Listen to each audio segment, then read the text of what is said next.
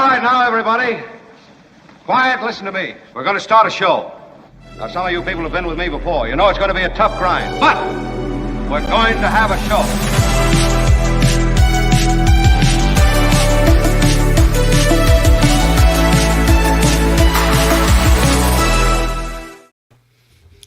Good morning. It is the Mark Thompson Show. I'm Kim McAllister in for Mark, along with my amazing co-host, Hal Rudnick. Hi. What a pleasure. Thank you for having me back. Absolutely. I'm so happy to have you back. You are making this so much fun. Now, Mark Thompson will be back tomorrow, and so our time together messing around on the Mark Thompson Show comes to an end. But I hope you'll come back. Come back when Mark is here, because we've had a great time with you. Yeah, I'd love to pop in and bring a little mirth, frivolity to the fresh hells that we awaken to every day politically and across the globe. You know, I appreciate being able to have some intelligent discourse and add some a little bit of lightheartedness to the goings on. That's what it's about. Today we have some programming notes for you. David K. Johnston is traveling until July 9th, so he will not be here until July 9th. So no David K. Johnston today, but we have a couple of really good guests. We have Gil Gross coming in. You may know Gil as he's like a broadcaster. He's a news guy. He's a talk show host. He does special reports for CBS Audio Network. He's the man. In the mold of Cronkite. That's Murrow. Yes. Full on. Gil Gross coming in. Absolutely. And Ngaio Bealum will be here as well. I don't know if you've ever crossed his path in comedy circles. He's a comedian. He's a writer. He was the publisher of West Coast Cannabis Times. I consider him an expert on ass. Yes, I consider him an expert on all things marijuana.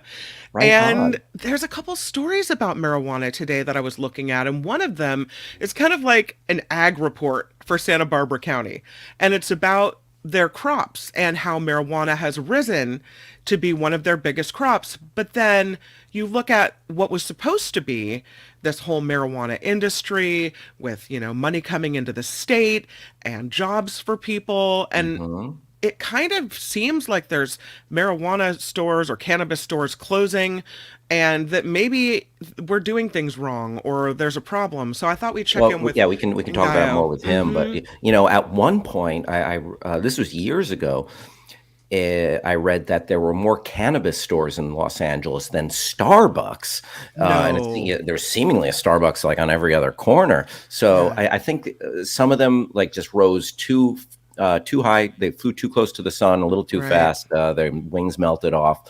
I'll ask him about MedMen, because that was kind of a phenomenon that fizzled away. That was sort of supposed to be the Apple store of weed. Yeah. So interesting. Get your marijuana questions ready for Ngaio. Oh yeah, it'll spark some good conversation. He's such a cool guy. I'm looking forward to that, and Gil Gross as well. The first thing I wanted to talk about this morning, and because I know everyone probably has some kind of opinion on this, is Julian Assange. Yeah, he makes a deal. He leaves the prison in the UK, or he leaves the UK, not the prison. And he goes to this island, Saipan, to enter a plea deal with the United States. And yeah, he's going to be free. He's a fascinating figure, He's agreed to plead guilty to a single criminal count of conspiring to obtain and disclose classified U.S. national defense documents. That according to filings in the U.S. District Court for the Northern Mariana Islands. So he's already boarded a flight. He's already bound for Saipan. He'll make his plea, and I guess then he'll be free. So, when when WikiLeaks first dropped, and when he became just an international figure, he was sort of held aloft by, people who, freedom lovers all over, people who wanted access to information. Seemingly he spoke truth to power. But then at a certain point, it seems like his reputation might have turned. I know that he's become controversial in how he's held, how he's viewed. He's become a darling of certain right-wing circles. I saw Tucker Carlson, who we talked about yesterday as a potential, oh, God forbid, vice presidential candidate for Trump, who I consider just a horrific white supremacist, lauding the release of patriot Julian Assange. Wow. So I wonder, how has he evolved? How has he shifted from this person who spoke truth to power and stood for pulling back the curtain? I've been very conflicted about him and about what he did. And for people who don't know exactly, how this went down, he was indicted during the Trump administration because of the release of documents by it was about the wars in Afghanistan and Iraq. They're classified military documents regarding these wars. They say it was the largest security breach of its kind in U.S. military history. He published diplomatic cables as well. And so then he gets indicted during Trump's administration. And some of the documents were leaked by, remember, Chelsea Manning? Yes. As well. And so, and she was prosecuted under the U.S. Espionage Act. So I'm conflicted because, on one hand, I'm all for freedom of information, right? Have been a longtime member of the media and news and disseminating that information. But on the other hand, if you don't come by it honestly, and if there are secrets that could hurt people's lives, then right. I think you have to back off of that a little bit. So I don't want to break laws in getting information to people, but sometimes it's needed. We wouldn't have known about Watergate, right? I mean, you can look back in history and think there was always someone that had to talk and probably broke some laws in doing so. So I don't know. But it's been a long time for him. He was in a prison in the UK. I guess he'll get credit for time served, and that'll be that. And it's over for him, this whole ordeal, if it's ever over. One of the weirdest things, just I'm sure, out of the treasure trove of unusual tidbits about Julian Assange was his odd relationship with Pamela Anderson, of all people. Do you remember that? No. Oh, yeah. Tony, I don't know if you have any photos of her going into the embassy where he was being kept in Great Britain. But Julian Assange struck up some sort of friendship with Playboy and Baywatch beauty Pam Anderson. Wow. This is absolute. There we go. Absolutely post Tommy Lee. And all that good stuff. So maybe I watched a couple years ago, Hulu's Pam and Tommy. Maybe next up, Pam and Julian. Well, I think he's married. Oh, I don't know. I don't think they're, but how long has he been married? Is this for a while or? Oh, I'm back. Sorry. Oh, no, that's I know. okay. My connection does this sometimes. It's weird because in trying to avoid that, I just restarted my computer before we came on the air, thinking, oh, restart, it'll be fresh, everything will be good, and here it happens again. So I don't know. Good morning, B.A. Ware. Good morning, Francine. It's interesting, but you make a cogent point, Kim, in as much as speaking truth to power, exposing the just grand swath of corruption and the lies that the government feeds us in regards to military operations, et cetera, so on and so forth. That's you're doing a service to humanity. But then, are you putting people in danger? Are you putting covert agents in danger? Are you exposing people? But are you putting people in danger who are involved in nefarious activities? So right. it's very complicated. It's a tangled web. Remember when Valerie Plame was outed? And there were concerns that all of these operatives were put at risk. Like, that's the kind of thing. I don't want to put out information and have anyone be in danger because of what I've said. John says the press should have total immunity in publishing classified information. It should only be on those who want to keep secrets to keep them from the press. Yeah, I mean, it's up to whoever's running those servers to hire a new IT guy. Randy reminds me that Watergate was not dealing with classified information, as in this case, the information was classified. So, point taken. Right. Yeah. Another story that popped up, I saw this one and I thought, this is interesting. The U.S. Surgeon General is declaring firearm violence a public health crisis. They're calling it a landmark announcement that he's making. The advisory said, that was put out today, the safety and well-being of our children and future generations are at stake. This from the U.S. Surgeon General.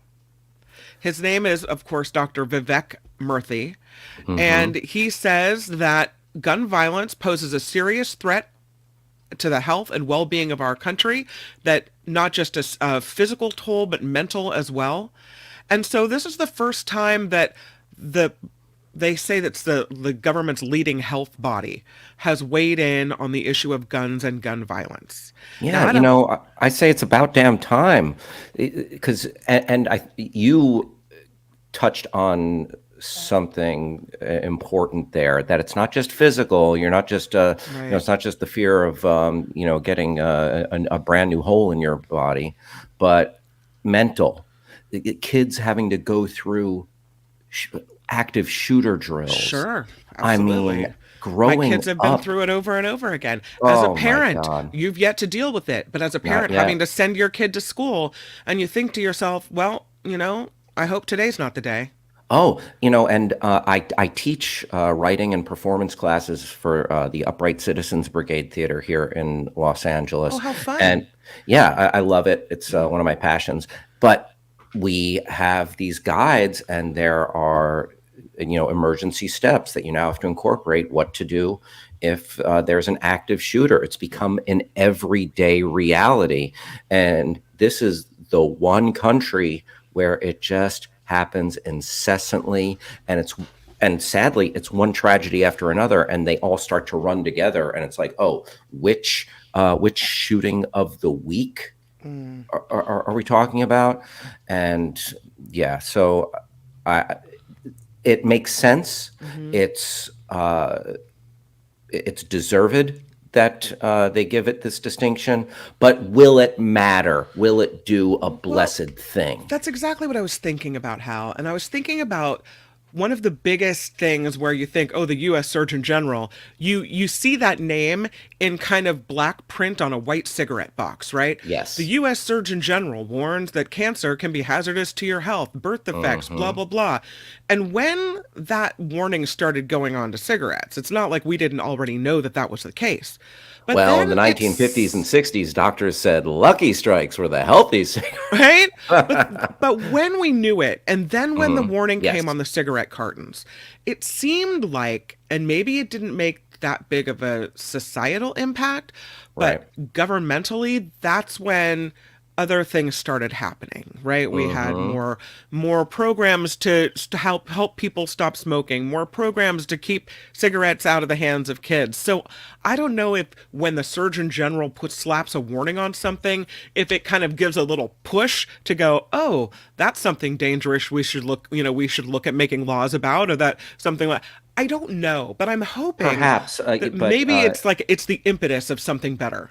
Yeah, it does make sense that, you chip away, and now it's, common knowledge that cigarettes will kill you. Yeah. And, we haven't gone as far as foreign countries where you have frightening pictures on the boxes of cigarettes.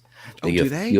Oh, they do. They have pictures of like trench mouth. They have pictures of lungs. They have pictures of God. organs literally on the pack of cigarettes. Take it from me, an ex-smoker who smoked cigarettes in foreign countries previously. Yeah, it was. Wow. But I've been quit for over 10 years now. Thank But God. yeah, it's but when you see that on the pack, there's no ifs, ands, or buts about it. It's like, Right. ooh, a real deterrent. But then again, Did it make you? Did you look at that package and go, maybe I don't want to put this in my face? I think I looked at it. I'm like, oh, why you got to be a buzzkill, man? Well, he said, as a doctor, I've seen the consequences of firearms violence up close in the Hmm. lives of patients that I've cared for over the years. He said, these are moms and dads and sons and daughters, all of whom were robbed of their physical and mental health by senseless acts of violence. Yeah. So, we know that in 2022, 48,204 people died from firearm related injuries. More than half were people turning it on themselves. Oh, So yeah. this is a big thing. And I don't know how you, I mean, unless you change the Constitution, right? Which I know is an uphill battle and it's nearly impossible. But we have to make some changes. Otherwise, we're just never, ever going to get out from underneath this. And it feels like gun violence is only getting worse in this country, not getting better. So we Yeah. have to do something. And No, if we're held back by the Constitution, that's the whole point. We can change it. It's a fluid document. it's a living, breathing Hmm. document. That's it, Kim. And, you have these constitutionalists who want to judge it by the letter, by the punctuation that was put in there Right. by the founding father. Term right there, founding fathers. There were were there any women No. that had input into that document? Were there any people of color who had input No. into that document? We weren't women and people of color. We were just property back then. Yeah, In different exactly. ways, but that's what it was. We Hmm. didn't have rights and we couldn't say these things. But It listen to was this. such a different day and age Listen to when, this. yeah, This is as a father, as a mother. yes, I mean, if this doesn't want to make anyone take action and change the rules and figure this out, I don't know what will. They say perhaps, and this article is from NBC News, perhaps the most jarring of all gun violence is the effect on children. Since 2020, it has been the number one cause of death among children and adolescents, more than car accidents, more than drug overdoses, more than cancer. Gun violence is the number one leading cause of death for children and adolescents. That should be all we need to know to make a change. If we yeah, can't protect our kids, what the hell are we doing? yeah. Why don't we try to do something to curtail that? Chris Hultgren Yeah. in the comments said this is so liberal. You know, I'm not. I'm not Yeah. saying, Gee, wanting to protect children is really liberal. If and I'm that's not liberal, even. sign me up. If you pass a background check and you are in a state where it's where you can legally get a gun, Hmm. get it. Be a gun owner, be a responsible gun owner, Right.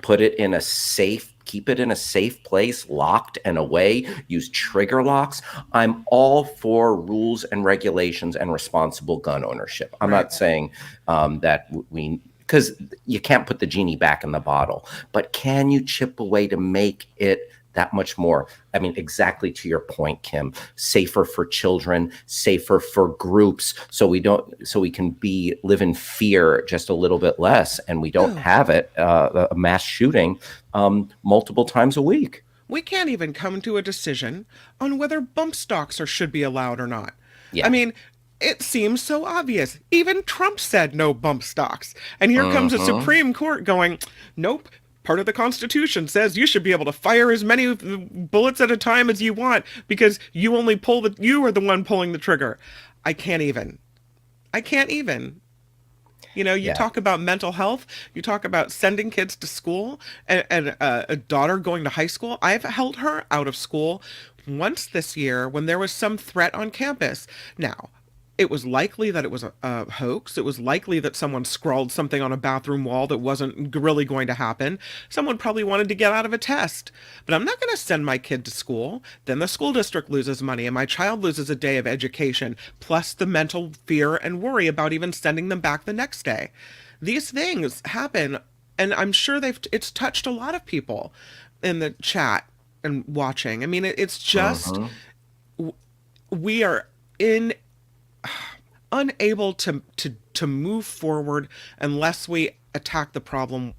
We can't we can't nothing will get better. There's a saying, if you do what you've always done, you'll get what you've always gotten, right? And Yeah, so that's what's going to happen. We're just going to get what we've always gotten and we're just going to take it.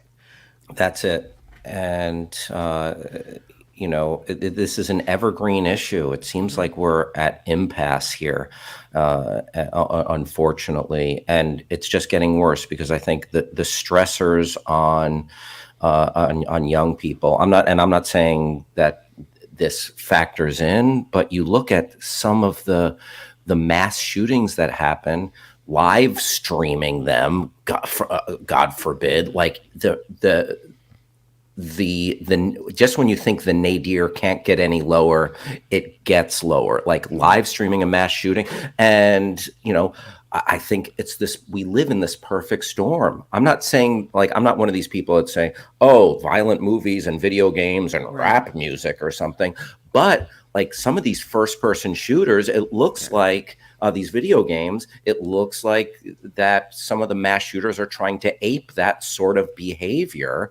And we just live in a perfect storm, but making, you put your finger on it, bump stocks, making these guns harder, especially the long rifles. And another thing the NRA or the gun contingent will do, if you call an automatic weapon that isn't, like if you give a misnomer, like you call it an assault rifle when it's actually a long rifle, or they want to get in this ticky-tack game of semantics. Okay, you know what we're talking about. Quit effing around. We're just trying to save lives here. I couldn't have said it better. Speaking of guns, though, and a lot of people talk about Hunter Biden's gun charges, and they say, oh well. He wasn't holding a gun. He didn't, it wasn't a gun crime. He didn't shoot someone. He checked a box on a form. Yeah. But I have to say, and this is decidedly unliberal of me probably, I don't want people that are high on drugs having guns. Yeah. I don't think we can trust a drug addict to check a box on a form that goes any other way than the way they want it to go. I mean, oh yeah, I'm a drug addict. I shouldn't have weapons. No one's going to probably say that. But I'm not sad that we have that law, because I don't want guns to fall into the hands of people who really have no business having one. Having said that, I do think Hunter Biden got the raw end of the deal here, and he is now, and this I think is normal, it's kind of part of the whole legal thing, he is requesting a new trial. The lawyers for Hunter Biden say that court in Delaware where he was convicted of that gun charge, they didn't have proper jurisdiction over this case to even take it to trial. So they want this vacated, this decision, and they want a new trial in a place where it is legal to have this trial. I don't think it's going to go anywhere, but that's what his lawyers are doing. I mean, who can blame him? Right. You lose, you're going to appeal, or you're going to take every legal recourse within your power. But yeah, this amounts to political theater. And I think, Trump was clearly guilty, and there's anecdotal evidence of decades of him doing bad business practices. Yeah. But, I'm sure there was political theater associated with the case. I mean, Robert De Niro standing outside. I love De Niro and I appreciate De Niro's political point of view, but that was political theater outside. So, it's all, we live in a very weird time. Yeah, we do. And I think this is just part of the legal, wrangling. Like, this is what they have to do when they're doing everything they can to get that verdict tossed out to keep him from going to jail. And I understand that. That. But again, Hunter Biden is Hunter Biden's worst enemy. Yeah, this is true. Like, okay, you're gonna smoke crack and kick it with sex workers. Okay, maybe don't take a selfie every time. Yeah, that's advised. The crack selfie. He's his own worst enemy. Oh my God. He's giving them their ammo. All right, it is time to bring in, I think, one of the greats. When I was thinking about how to introduce this person, I thought to myself, I could introduce him as a talk show host. I could introduce him as an anchorman, as a newsman. And the best term I could come up with is broadcaster. He's like the broadcaster. This guy I mean, to have worked in the same radio station as him, incredible honor. Gil Gross, everybody, the broadcaster. What? Well, since I can't possibly live up to that, I'm leaving right now. Nice seeing you both. So, a pleasure to meet more you. about you. You're a former ABC News correspondent. You're a former talk show host. All of them, actually, CBS and NBC. Oh, and CBS. At some point. Yeah. You're still laying down specials, I think, for CBS Audio Network, right? For the CBS News Radio, which is both the audio network and stations around the country. Now, I know you from KGO Radio in San Francisco, which is now dead. I know you from filling in for Paul Harvey because you're the chief Paul Harvey. We're the chief Paul Harvey fill-in, if I can speak. See, you make me nervous. Yeah. But you've worked around the country. Like, there's probably not a market that doesn't have your fingerprints on it in some way. Well, mainly from the network. National, yeah. Yeah. I mean, basically, my career started in Chicago, moved to New York, and then back to Los Angeles to the ABC News Bureau there, and then got the KGO offer and couldn't resist that. Yeah, and I'm lucky for it. So let's jump and now back at CBS. Oh, and by the way, this is Hal Rudnick. Hal, Gil, Hal. Pleasure. Yeah, so Hal is a comedian, he's a writer, he's an actor, and he's a new dad as well. Oh, congratulations. Yeah. Thank you so much. My son just got married in Santa Barbara a couple of weeks ago. So. Oh, beautiful. Lovely part of the world. Yeah. Congratulations. Yeah, and it was a really pretty wedding, too. It was, though. The big celebration with my daughter-in-law's relatives is going to be in Argentina in September. And they party.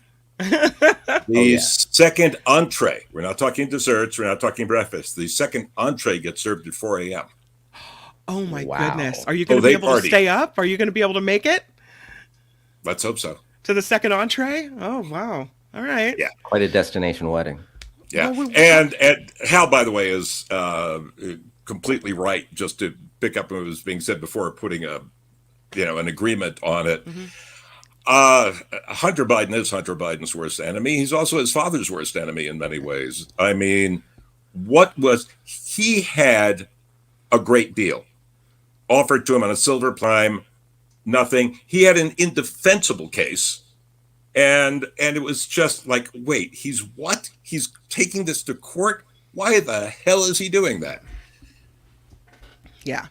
It makes no sense. But it makes no sense. But the fun part is that Biden plans on trying to get this before the Supreme Court as a Second Amendment case, as he had a right to have a gun, and hoping that this particular pro-Second Amendment, although I can't call it pro-Second Amendment because even Robert Bork, the most conservatives, did not think the Second Amendment meant anything other than militias, state militias. So, that is something new. This is not originalist stuff. This is this Supreme Court rewriting the original Constitution. That said, he's going to challenge this as, look, they can't be taking away my gun rights because of a drug conviction or drug use, not even a conviction. And he has hopes that he's going to win with that, although this latest 8-1 puts some. Yeah, see, that's what I'm thinking, because if the Supreme Court says, oh, we agree, if you're someone accused of domestic violence under a restraining order, you shouldn't have a weapon. I'm on board with that, by the way. Then it would follow that maybe a drug addict or someone who has an issue with that should also not have a weapon. So I don't know how strong of a case that will be. I think he has, as he, look, this is a tradition of bad presidential relatives. The Nixon brothers, who basically got $100,000 each they weren't supposed to get. There were campaign contributions that got filtered through B.B. Rebozo, Roger Clinton, Billy Carter. I mean, there's a whole history. Seems like a more innocent time with thinking about Roger Clinton and Billy Carter. Yes. Yes, although... Billy Beer wasn't, of course, what he was got in trouble for. What he got in trouble for was trying to act as a foreign agent for the Libyans. Oh, Oh, wow. okay. Yeah. That's a little spicy. Oh right yeah, there. no, that was real spicy at the time. So it's kind of in there, but I can't make heads or tails out of what Hunter Biden did, except his own kind of ego, and that even if he's off drugs, he's still pretty addled. Yeah. Something else we talked about before you came on was Julian Assange, and Yeah. that he is making a plea deal that he will be given credit for the 5 years served, and off he goes into freedom. And I just thought I'd throw it at you to see if you have any opinion you want to share. It's not a big fan of his, but Chelsea Manning is out, and basically, total, counting the British time and everything, of about 6.5 years. That's probably close to what he would have gotten. So, yeah. It is what it is. It's, I hate to say it is what it is. It's it's the cliche that it is, but yeah. Look, even when we talk about Trump, and everybody's envisioning him in an orange jumpsuit and all of that, you're talking about a 78-year-old man with no criminal record. The odds of him going to prison are very low, very, very low, almost to nil. Yeah. I know there was a silence there that you could drive a truck through, but it's just a fact. I'm a fan of the orange jumpsuit. Yeah. On the flip side, I heard people talking about the type of financial cases that Trump was convicted on, and them saying that this is one of the worst of those type of cases in New York State history, and even lower level cases of these types of financial crimes often get prison time. So some, but again, 78-year-old guy, and look, the fantasy that he was going to be in prison before the election or something was always a fantasy. You're talking about a billionaire that, even if he doesn't pay his lawyers, has lawyers up the yin yang, and an expression that Trump would not recognize since it was brought here by immigrants. It was just always a fantasy that anything was going to happen, and because there's going to be endless appeals of these cases, and this was never going to happen. Why MSNBC kind of went off on this thing? This is going to make the difference in the election. No, it isn't. And poll after poll has shown immigration and the economy. Those are the two issues. Nobody cares about any of the other stuff. The Trump people are hardwired to Trump. They believe that these court cases are either, put up jobs or whatever, or they just don't care.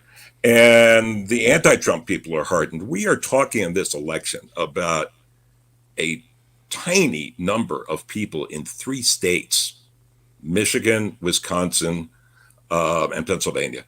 And that's the election. And that's what we have to be watching, because this other stuff isn't going to make a difference. And what Biden says or doesn't say about the economy, and how immigration works into that, is going to be crucial for this debate. I had a story that I wanted to lob your way that's very related to what you were just talking about. And it's a story out of NBC, and it's titled, "Are You Better Off Than You Were 4 years ago?" That age-old question.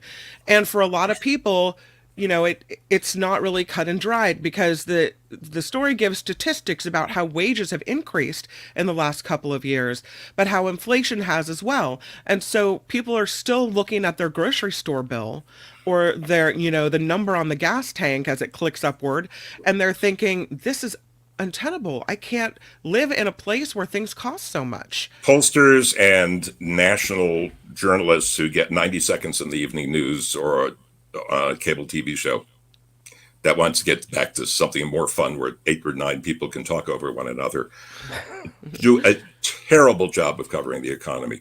The economy is not simple. Never was. Even I remember decades ago, economists telling me that, this is going to happen because this is what happened in the past. And back then it was like, no, because then we didn't have people who had credit cards, who could just go buy stuff when they didn't actually have the money. Mm-hmm. And that was a big difference. But economists were still trying to figure out the economy based on information from 20 years ago. A lot of the things that economists got Nobel Prizes for were later discovered to be either hokum or outdated.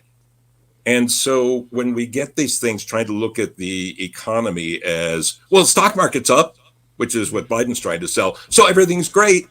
No. Or get people say, well, it's Biden's fault because I went to KFC and the prices were ridiculous. Well, we haven't done a very good job of covering the fact that bird flu had us killing millions of chickens. That's what raised the price up. Mm-hmm. Also, we have the lowest unemployment we've had. Good news, bad news. That means to get somebody to do a job that you used to be able to pay piddling wages for, you got to shell out some money now. And you take immigrants out of the picture, and this is a big danger of Trump. Look, you can make a case for saying we ought to either legalize illegal immigrants or take illegal immigrants who have broken the law and send them home or something like that. But just taking this anti-immigrant stance is going to raise inflation. I mean, just beyond anything that you can imagine, because right now we are paying more for truck drivers than we had even in Teamster days when the Teamsters controlled all trucking. We didn't need the California rule for the California law for minimum wages at fast food places, raising it to $20 and things. I'm in New Mexico. It could be $7.25 here, but everybody's paying $20, $21 because they can't get anybody. You can't get teenagers living with mom and dad anymore because they have college costs that are insane. University of California system used to be free, not anymore. Used to be at least cheap, not anymore. And people can't afford the rents, never mind buying a house. Mm-hmm. They can't afford that on those kind of wages. So people won't work for those wages because you don't get anything for it. And at the same time, the wages are not attractive to potential job seekers.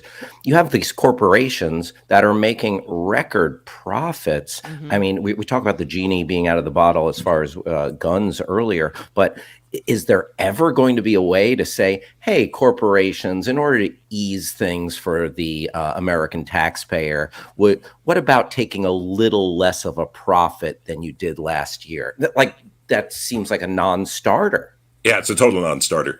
For many reasons. Primary is greed, mm-hmm. Frankly. I mean, CEOs are making insane wages. I remember during the SAG-AFTRA strike, they were arguing at the studios about, people who were putting up scenery and whether they could take your picture of your face and make an AI representation of you and have that work for the rest of your life without you getting any money or any royalties for it at all.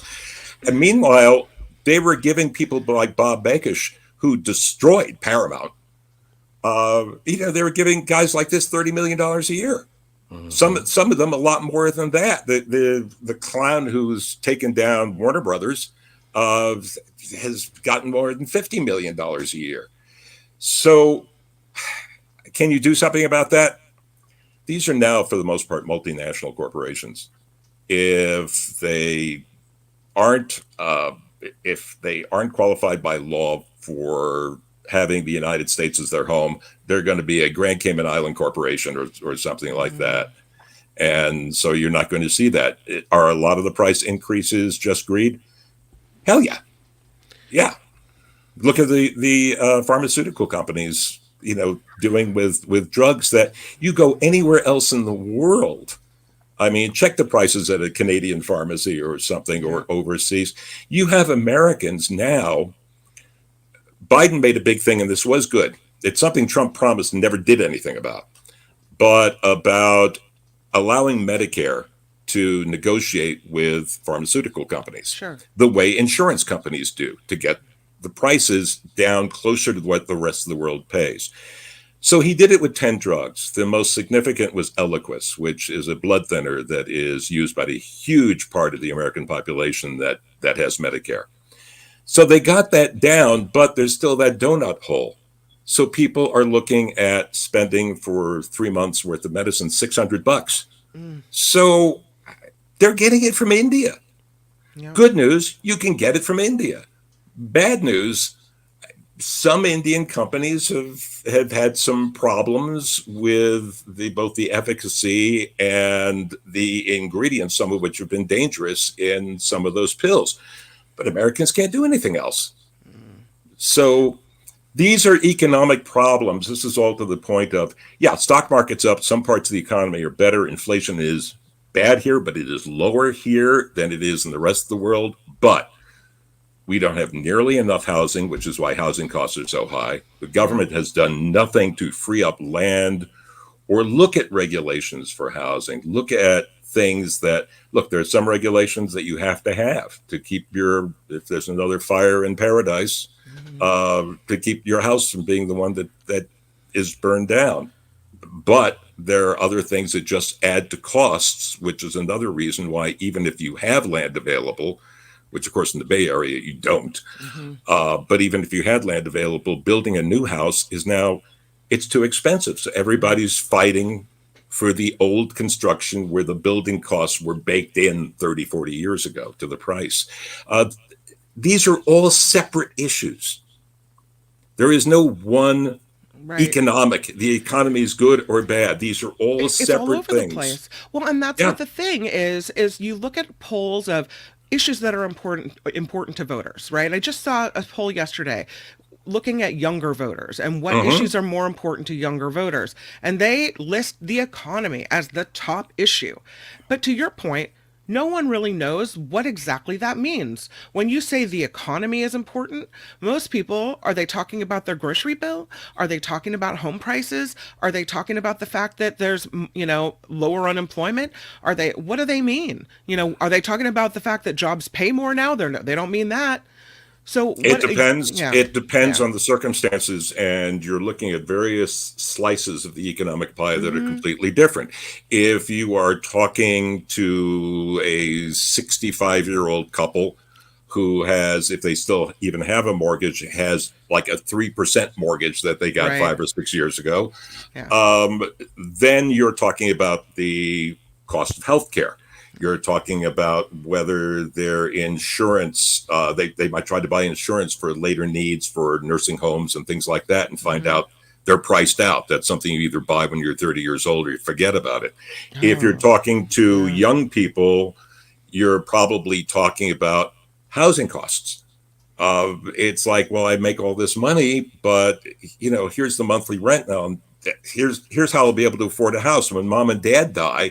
If they haven't had to give all of the equity in their home for nursing care, then when they die, there might be money left over from their house. If I'm lucky and I'm just like one kid and it's not being split among 4 kids, to have enough money to put a down payment on something. Every slice of that economic demographic pie has a completely different economic problem. That's right. Gil, what are your thoughts on this gross simplification? So that's not me. not a Gil Gross simplification. There you go. Inflation, tick, tick, tick, tick over the years. Wages, tick, tick. So the inflation keeps going, but the wages don't keep going up in a commiserate way. So what you earned and could have spent on in the 1970s, now, you're earning more, but 2-3 times the retail costs. There's 3, and retail costs aren't even the worst of it. The things that have really caused inflation for most Americans and made it hard. It's been healthcare costs. Some of that was going to go up and is necessary. I don't want to make like all of healthcare like the boogeyman here. When my dad died in his 50s of a heart attack back in the 70s, there wasn't anything they could do. They didn't have statins, and they didn't have certainly didn't have transplants, and they didn't have stents, and they didn't have bypasses, and they didn't have the equipment they have now to look at a 3D model of your heart and see what what it does, and they didn't have some of the drugs that we have now. I remember they told us if he survived 48 hours, his heart may begin to repair, and he did. Now we've got all these new things. We've got all these new drugs, and we have MRIs to find things. There's a couple of things that would have either killed me or made me a quadriplegic that were found with MRIs that a couple of decades ago didn't exist, but MRIs aren't cheap. So healthcare was going to go up, but the costs have gone way above inflation. So healthcare, education, the UC system. Yeah. If you made it, you walked in. If you didn't make it, you went to one of what we used to call the junior colleges, right? And went there. And by the way, still, if there's any parents of college age or soon to be college age kids out there, still the best way to go to school is for college costs and I know your neighbors, you'll hate what your neighbors think about you because you all want to go out there. My kid got into Stanford. BS. Put it aside. 2 years in community college, then transfer to Stanford. You get a Stanford degree, the exact same degree as if you had spent $200,000 more. Yeah. Or UCLA or wherever you want to go. It's silly, but people are like, oh, my kid's going to community college like their kid's a failure. It's not, hey, my kid's so bright, he doesn't want to be weighed down by debt the rest of his life. Yep. But you have that a persuasive argument. Yeah.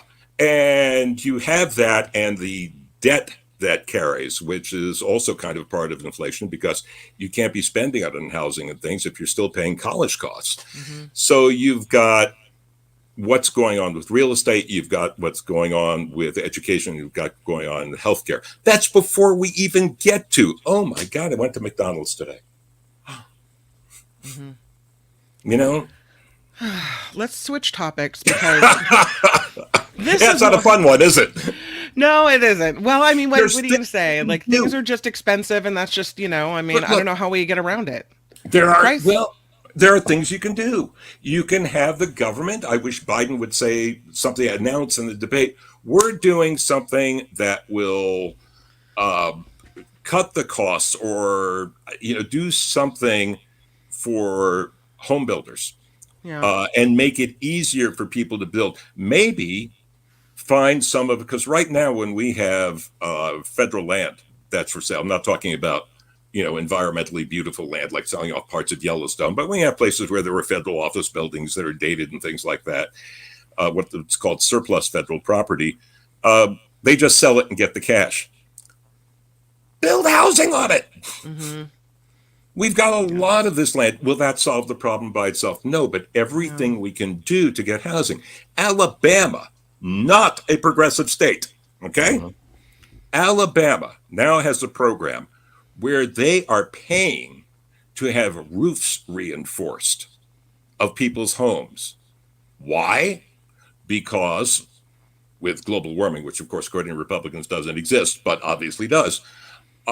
With global warming, they've had more high-powered storms, especially along the Gulf, like Gulf Shores and that area, and insurance costs, as they are across the country for different reasons, fires in California, and hurricanes in the Southeast. The house insurance costs have gone up so much that insurance companies have stopped writing. Alabama, again, not a progressive state, said, you know what, we'll pay to have the roofs reinforced. And the insurance companies went, oh, cool, we'll bring the insurance prices down. People will be able to afford insurance. Worked out for everybody. Wow. That's Alabama, for God's sakes. Wow. There it is. There you go. Tony. I wonder if there was a team that California employed, and I know we're kind of going off in a different direction, but if there was a team that California employed to go around and clear away brush, to go around and make sure that you have the defensible space that in California, where, as you mentioned, insurance companies have stopped writing policies because of wildfires, the catastrophic wildfires that are taking homes. If our state did something like that, if the insurers would come back, or if it's just, the risk is too great here. The risk is going to be great because our heavily forested areas are, they're gorgeous. You don't want to like strip them. But on the other hand, can you thin them out? Yes, that's something that's done naturally anyway. Unfortunately, occasionally it's done. That happened in New Mexico. The federal government tried to thin out the forest by setting, fires that were supposed to be controlled, and they got out of control and started major horrible fires. Federal government record on that, unfortunately, is about as good as PG&E's. But can it be done? Yeah, sure. Yeah. Things like that can be done. And that's going to be another thing that they're going to have to address. Insurance costs. You lose your home insurance because you can't afford it anymore, or the insurance companies won't write. You probably lose your mortgage. That's right. Yeah, that's scary. Yeah. And then you have to go to the California Fair Plan, which costs a mint. So, yeah. Yeah, so all of these issues are part of the economy, and they have to be addressed. And this is my final thing, and then we'll move on to wherever you want to go for the debate and things, where Democrats have really failed and this is Chuck Schumer's fault, and to a certain extent Biden, because he, as a former member of the Senate, hates putting out things that are going to get voted down. They think it looks bad and it's a waste of time. It isn't. You want, if you're a Democrat, to have the Republicans on the record voting against things that people want. Yeah, that's very true. That's what you want. And they've been very cautious about doing that. And I understand that no better than I understand why Hunter Biden wanted to take his case to court. Yeah. So I wanted to bring this topic up because we made it the thumbnail of the show, and so and when I did that, I thought I'd like to get your opinion on it. And so we have this chair of the Freedom Caucus, the House Freedom Caucus. His name is Bob Good. He's a congressman from Virginia, Republican, and he is running against Virginia Senator John McGuire, also a Republican. Yeah. And he is behind by about 344 votes in the state's 5th district. And he went on the War Room with Steve Bannon. And he said, listen, I don't trust the results. I don't trust the integrity of this election. And I want a recount, which, he's by law entitled to get that. But he also says, we're going to be making a legal challenge in the next couple of days to demonstrate that one of the biggest cities in the district, called Lynchburg, that they can't certify their vote in Lynchburg. Yeah. So here we have a guy who is losing the election, although it hasn't been officially called yet, who's saying, I don't trust the election. I want to recount. I want to stop the certification of this vote. We saw it happen with Kari Lake, where she didn't trust the, outcome of the election, and she's filing all kinds of lawsuits. And it feels like they're all taking a page from the Trump election handbook. Yeah. You don't like the outcome of the election? Okay, well, what we're going to do here is we're going to stop the certification. We're going to stop it. Trump walked so they all could slither. Is this the new normal? Is this, if you don't like the outcome, is this the way we're going to handle it now? Here's the good news. Other than making some lawyers very rich for their billable time, it doesn't work. Didn't work for Kari Lake. Didn't work for Trump. It doesn't work. Yeah. I mean, these things are now. Do Republicans want to loosen these laws? Yes. There's a lot of proposals that could possibly make such things work. This is a battle of 2 MAGA Republicans, by the way. One solid MAGA backing, the other backed by President Trump, former President Trump. So it's like, I don't have a dog in this fight at all. Not that dogs should be fighting, but it's kind of like this. Fairly amusing watching these two guys. But that all said, but it doesn't work.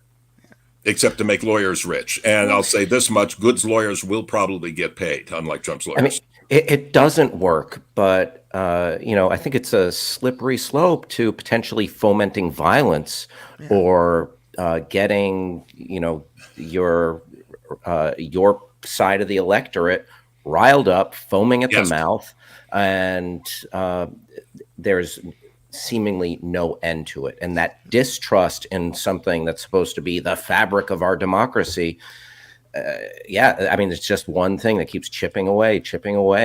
And that's the biggest danger of this attitude. Look, Nixon, when he lost in 1960 to JFK, suspected that Richard Daley had finagled votes in Chicago, which Cook County reported late. But Cook County always reports late. It has the biggest thing. If you're in Effingham, Illinois, it's pretty easy. Well, here's the votes. Let's count them. If you're in Chicago, it takes forever. But there was always a couple of shenanigans in Chicago. I was a reporter in Chicago at the beginning of my career, and all those jokes, vote early and vote often, were let's go down to the cemetery and see who voted today, were all rules. And it was so baked in that one time I did a series of stories along with the Chicago Daily News that put an alderman in jail for a short time. And when he got out, I figured, well, he's going to hate my guts, but I'll run into him eventually. And I did. He went, "Hey, Gil, how are you?" It's just part of the way Chicago works. Just the way that doing business. But Nixon decided, this would be bad for the country. Nixon, crazy. Watergate, Nixon, dirty tricks, Nixon, thought in terms of an election, especially a presidential election, it would be too harmful to the country to try and protest the vote. Those days are long gone. Oh, yeah, through the looking glass on so many issues like that. Well, here's the scary part for me, and I know I'm coming to the end of my Gil Gross time with you. But when this whole thing with Trump happened, and they realized that what they wanted to do was make sure that Republicans were in positions of power locally controlling elections, because then they would have more of a way to dispute these things. Has that happened? Did they manage to succeed in doing that? And is that why all of these disputes are coming up now, because they think they've got more of a chance at cheating? The politicians have more of a chance of selling this argument. But the thing behind this working with voters is a far broader problem in American society that has led people to believe this, which is our political lives and social lives are now so siloed that people truly don't know people who believe things that they don't. Yeah. Trump voters were shocked that Trump lost because all they know, they watch Fox, just the same way people on the left watch MSNBC. They watch Fox. They got rid of their Trump-hating friends. And there's this thing on Facebook and on all the social media things, friends. Well, come on. A friend is somebody who, Mike Nichols once explained his friendship with Elaine May. People said, why did you two ever get married? He said, here's the thing. Elaine's my friend. And my definition of a friend is, if I get hit by a car, who am I going to call who might actually come to my aid? Those are your friends. Everyone else is an acquaintance. Yes, it's true. But now we've defined all of these people as friends, and people are afraid, well, if I'm pro-Trump or pro-Biden, and I change my mind and I put it on my page, I'll be unfriended. My friends will go from 300 to 5. Yeah. I can't do that.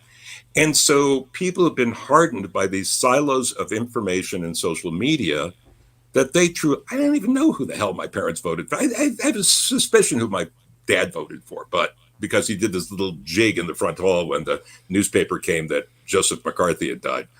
But I don't know who my mom voted for. Did she vote for Eisenhower or Stevenson? People didn't put stuff in their lum. People didn't talk about it that much. That is where a lot of this comes from. People no longer have people in their social circles who don't agree with them. And that means when news comes that they don't expect because nobody on Fox or MSNBC told them that this was possible, they are shocked. And they don't believe it. It must be a lie. Somebody must have done something illegal. Must be chicanery. Exactly. And that feeds into this crap. Gil, I have to get a comment from you real quick. Breaking story. PT in the chat section says Gil Gross for president. Oh, wow. How do you respond? Well, you know what? At 76, I'm younger than Biden and Trump. So there you go. You got an in right there. I guess I've got an in right there. Yeah, I don't think I could do that to my family. Trevor throws down $10 and says we need to see Gil Gross more often, even regularly on the Mark Thompson show or the after party. We miss Gil. So you might have to come back more often, my friend. I'm telling you. Maud also says with $25, and she says, thank you for the great hosts and the great guests. So very nice. Thank you, guys. No, thank you. Well, that's $12.50 for me and Hal. There you go. So quick question before we let you go on the way out. Can you mention the debate and anything to watch for? Any opinions going into this? Any broadcasting?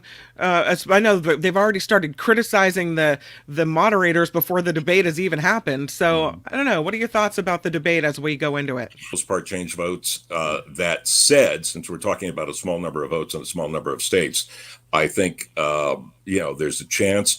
I think what Biden has to do is stop trying to sell the idea that that everything's great with the economy, because as we spent a long time earlier in this half hour explaining, it's great for some people, it's terrible for some people. For some people, it's great here, terrible here. He's got to come out, I think, with programs, announce programs, initiatives to attack these things, to get housing built, to do something more about healthcare costs. And he's got to be doing that and taking the initiative. Trump is at his worst when he's trying to respond to stuff because he's not bright about these issues. And he's at his worst when you push him on specifics. Oh, he has no specifics. He has no specifics, and he hasn't needed them. Look, he got elected president. We'll get back to you in 2 weeks, he says. He's got the best ideas. The very best. The Mexicans are going to build the wall. Now he's saying that he can end the war in Ukraine in 24 hours. I mean, he's got all of these things that he won't make good on. But it's worked. Look, the polls are I've never seen an election like this where the unfavorables are so high for both candidates. Yeah. Like nobody wants this election. Harry says you have too much common sense to be president, so I think you're out of it just for that alone. I have too much common sense for anybody to give me the money to for a campaign. So that takes me out right there. Gil Gross, I've been trying to get you on the show for a while. I'm so glad it worked out. Will you come back? Am too. Please come back. Yes, we love you. It's been crazy busy. But and if you're in Santa Fe, Rhoda and I are doing a play that we wrote. We're in rehearsal. It'll be the end of the month. And if you're not in Santa Fe, why not? What play? What play is it? We're still kicking the title around. Although they're selling tickets under a title that wasn't anything we came up with. And you've got your July 4th special as well, right? July 4th special is coming up. I'll finish with that. It's really, really good. Okay. It's mostly about the Revolutionary War history you didn't know, people that you didn't know, the King of Mysore and how he helped us win the revolution, a woman who wrote anonymously, and only Tom Paine was more successful as a pro-revolutionary pamphleteer than she was. Wow. General Nathaniel Greene, who not only ended up basically helping us win the revolution, but helped George Washington keep his job. The Oneida Indians, who not only supported the American patriots, but actually also helped the American patriots at Valley Forge eat by bringing them corn. A lot of great stories you've never heard. Sounds great. CBS Audio Network, July 4th special with Gil Gross. We'll look for it. Thank you, Gil. Bye-bye. Bye. Gil, thank you for your perspective and your dulcet tones. What a great voice. Wow. It's the truth. It's the truth. It doesn't get better than that. That's amazing. All right. Thanks, Go on, Gil. you too. Bye-bye. Bye. Thanks, Gil. Oh, Gil Gross, you weren't everybody. lying. You weren't lying. I know. He's like the guy, right? Yeah, that was excellent. The next guest that we have is funny as hell. He is kind and sweet and makes so much sense. He was the publisher of West Coast Cannabis Times. So whenever I have a question about marijuana, immediately I think, gotta call in Ngaio Bealum. And Ngaio Bealum, welcome to the show. Hey, how's it going? Hey, no pressure on you? that introduction. I would also like to say that anyone who wants to be president should automatically be disqualified. I've long been of the opinion that we should treat elected office like jury duty, and you should just get a letter, and then you have to try to get out of it. Like, I can't be a congressman. I have to work. That wouldn't be bad. What is it they say? The people who should be in these jobs are the people who don't want to be in these jobs. Like, those would be the best people for the office, right? Nobody wants that job. No. Yeah. A lot of people want it for the wrong reasons. I think was it Groucho Marx? Oh, go ahead. Oh, I was just going to ask. Speaking of presidents, do you believe Bill Clinton when he said that he did not inhale? No. He did not exhale. No, I have it on good authority from a few people. I don't know if he still does, but definitely in the 90s. I'm still mad at him because we thought he was going to legalize or deschedule or reschedule weed in the 90s, and he didn't. And we thought Obama was going to do it in 2008 or 2012, and he didn't do it. So, don't get me started. By the way, I introduced you guys together, Ngaio, Hal, and Ngaio. You guys are both comedians. You're both writers and had achieved success in that realm. You're both actors as well, so you have a lot in common. Let's do a show together right here in the barn. My mom can make costumes. I love it, and also I love your nickname, the Dank Diplomat. That's me. Shout out, the Dank Diplomat, the Chocolate Mountain of Joy at your service. Heck yeah. So, all around the world. I saw this story that came out. It's kind of the ag report, the farm report about Santa Barbara County. They released a report this week, and it showed more than 9 million pounds of marijuana was grown in Santa Barbara County in 2023.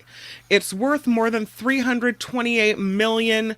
The total weight of cannabis production in Santa Barbara County up 45% from 2022. The only crop more prolific in Santa Barbara County is strawberries. So strawberries number one, marijuana number two. Strawberry cough is number two.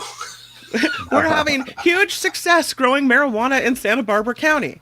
But then you see that, and then you look around, and Hal brought up, what was the store that you were talking about?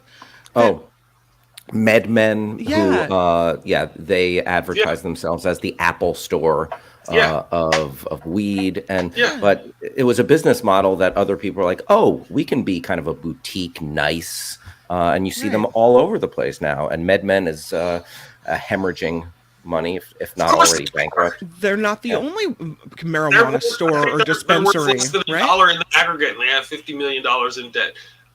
Listen, what's happening in Ngaio? It's a flawed business model from the outset. A lot of these cats showed up with more dollars than cents, and they sold everybody a bill of goods. Oh, we're going to be the Apple Store of cannabis. We're going to monopolize the industry, right? Because capitalism loves a monopoly, but they forget that weed hates monopolies. Weed loves to be decentralized. Cannabis loves a small batch. Cannabis loves everybody to make a living, but nobody has to be filthy rich. You can't control it. You can't control weed like that. And all the money they spend on these stores and all these things, now they got to charge $80 for an eighth of mid-grade. Nobody's going to buy that, especially with the taxes in California, right? Or in Nevada, or all these other places where they tried to monopolize and push everybody else out so they could be the sole controller. Of course they didn't make any money. All the cats who took that investor's money, you saw them driving around in giant fancy cars and throwing huge parties in Vegas and all these other things. So, I mean, what did you expect? I guess Makes sense. I Absolutely. expected there to be what they said would happen. I expected there to be big money in the California state coffers. In 2022, they said the tax revenue in California from marijuana was nearing $4 billion. I expected there to be more jobs because there were more dispensaries, more stores, more, so-called marijuana experts. We're getting into a whole lot of things. Okay, so there are still counties in California where you can't buy cannabis, right? It is still technically prohibited because when we passed Prop not 215, but the other one, Prop 19. It gave counties and cities the ability to regulate or to still prohibit cannabis businesses, right? So like, you know, I think Bakersfield may have finally come around, Fresno finally came around, but there are still a bunch of cities and a bunch of counties where you can't buy cannabis. So they're all missing out. And all the people who live there who have to drive to Contra Costa County or who have to drive to Sacramento, right? You can't, there's no dispensaries in West Sacramento, which, you know, it's Yolo County. It doesn't make any sense, right? So a lot of people have not embraced this cannabis, and the taxes are very high, and you could still. Okay, so Oregon and Oklahoma made it very easy. It was damn near a free for all. It didn't cost $1 million to get a license. You could just go sign up for one, and you know, let the devil take the hindmost. It depressed cannabis prices for a while. Like, it's very cheap. You could buy an eighth for $25 in Oregon, but nobody has a weed man anymore. They kind of obliterated the black market or the underground market because. Why? Why do you go to that guy when you can get every sort of cannabis you want for not very much money? Look, man, you guys are fast. So, yeah 56. Tony. Go, Tony, go. 56% of the counties in California still don't allow cannabis production. Wow. Right? So what do they expect? How do you expect to get all the money if you're not reaching out to all the people? How do you expect to get all the money if you are prohibition through overregulation? How do you expect to get any of the money if your taxes are crazy high and I can buy it cheaper at the street? They still throw sessions. You know what I mean? People still have cannabis farmers markets. Like, California has not embraced cannabis. California is trying to use cannabis. They haven't embraced it, right? We should have regulated farmers markets. We should have regulated hash tastings. It should be the wine industry. You should be able to go out to a cannabis farm and taste some of what they have to grow. You should be able to go to a microbrewery or a microweedery in your town where they grow it in-house and they have proprietary flavors like Pliny the Elder or, you know, Jimmy the Stoner or whatever. These are the things we should be embracing. We should be treating it way more like wine and beer than we're treating it like tobacco or heroin or whatever it is. I'm on my little soapbox, dog. I told myself I was going to be calm and come in here today and relax. And you guys but I love your learned perspective on this stuff. Now, you had mentioned the moving it down, descheduling it from a class one. And so where are we in that process? Because I know it's been broached recently. And I said broach, not roach. But I personally do not expect the federal government to do anything until they do it. Because they, you know, I mean, how many years has the Safe Banking Act been on they're going to pass cannabis laws that allow banks to accept money from cannabis businesses. They're going to do this so it's easier for states to legalize cannabis. They're going to do that. How many years? So you throw this on we're going to reschedule cannabis to Schedule 3. Okay. We'll wait. When? Okay, yeah. When are you going to do it? I mean, they've been talking about this for 6 months and nothing's happened. Governments move slow. Federal governments move even slower, right? So it's a nice thing to say, but until it happens, I'm not even tripping off of it. It shouldn't even be on a schedule. It should be next to your tomatoes and you know, your strawberries should be supplying nice shade and cover for your cannabis roots. Yeah, there's a liquor aisle. There's a beer aisle. Should there be a weed aisle? I should be able to buy Moroccan hash at my dispensary the same way I can buy French wines at the Bevmo. Yep. And Spanish hazes. Spanish grow. They grow the great hazes. When we looked at that map, of all the places where you can buy marijuana, and I'm not looking at the places where you can't, but just the places where you can. Is it simply that we're taxing it too much or regulating it too much? What is it that's preventing this industry from being successful? A lot of that. A lot of it is taxes, and a lot of it is overregulation. Like you said, just 56% of the counties in California don't allow you to have a cannabis business. So if you had a cannabis business back in the medical cannabis days, right, where it was relatively wide open, but you live in one of those counties, now you're ass out. What are you supposed to do? You going to stop with your cannabis business? No, you're just going to be underground. It's not like you can't get weed in any of these counties where they don't allow cannabis businesses. Right? They're just not allowing the state to get weed money or tax money because they're keeping it underground or they're keeping it in the legacy or traditional market, as people like to say. And Yeah, and the taxes are very high. You know, they're not as high as Arizona taxes, and the weed is better in California than it is in Arizona. But the taxes are still kind of high, and you know, it's just one of those things, man. People, goes to the broader theme of like analytics, and cats always wanting, instead of just making good money constantly, cats want to always make the most money all the time. And people get resentful. We see this with inflation. We see this with shrinkflation. We see this with analytics. We see this with surge pricing, right? Nobody just wants to make, you know, hey man, how's it going? Oh, I make a living. No, I'm smashing the market. I'm capitalizing on this. I'm making everybody pay as much as possible constantly all the freaking time. Nobody's going to sit still for that. People are going to find alternatives. If we had a marijuana czar in California and you were in that position, how would you change this industry to make it a successful one? What's wrong that could be fixed and made right? Do you know how much of a fight that would be? You're fighting against 70 years, 80 years of propaganda since 1937 when they first made it illegal. Before then, it was in medicines and supplements and things like that. It's not that there's a small amount of people who are just going to hate cannabis no matter what. Right. They're just going to hate weed. They're just haters. You can show them all the scientific facts. You can show them all the studies. You can show them all the things that cannabis dispensaries are good for urban areas. They actually keep crime down because people are there, their security and whatnot. You can show them that legalizing cannabis does not, in fact, children use less cannabis in places where cannabis is legalized because it's regulated. The dope man's not going to ask you for your ID, but the cannabis club will, right? Mm-hmm. You can show them all these things and they still hate weed. That's just how it is.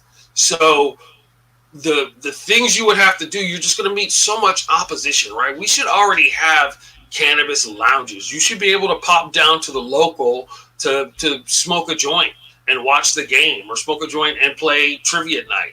It should be the same thing. We talk about what do they call it?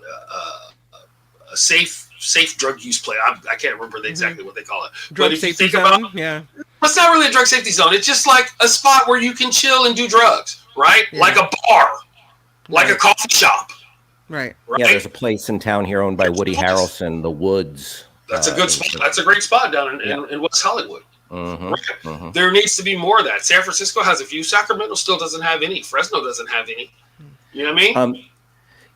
We're talking about earlier and but it's very underground. You can ask me if you want to go. Go ahead. Oh, right on. Kim, I'll meet you there. Come on up, man. Let me know. Hell yeah.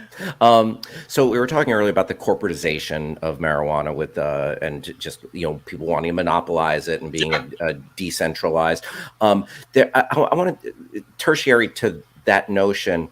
People of color have been just prosecuted, and there's been throughout the decades, and there's been a barrier to entry, it seems, where it's so much easier for other people to get into the weed industry.